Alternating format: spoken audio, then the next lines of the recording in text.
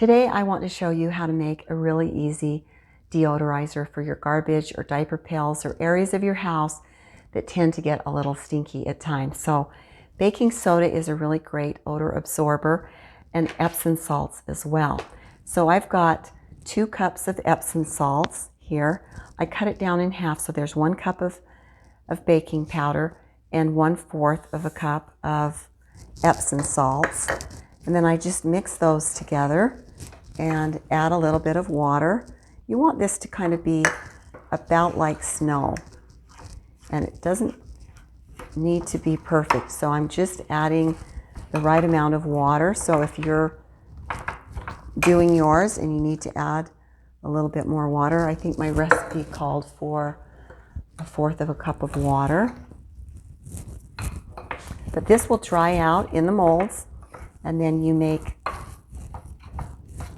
really easy little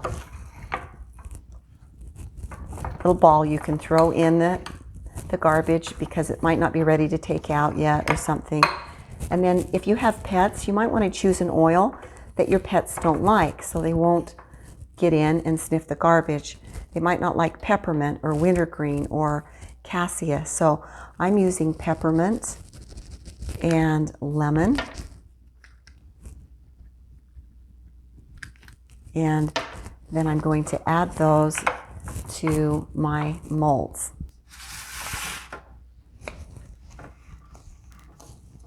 So we'll just push this in around in the molds until they're all covered. And if there's a little bit of stuff on the top, you can always throw that in the tub. The soda in it does a lot for detoxing and cleansing your skin.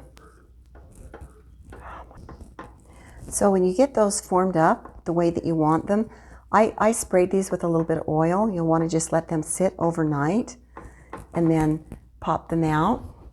And this is what they turn out like.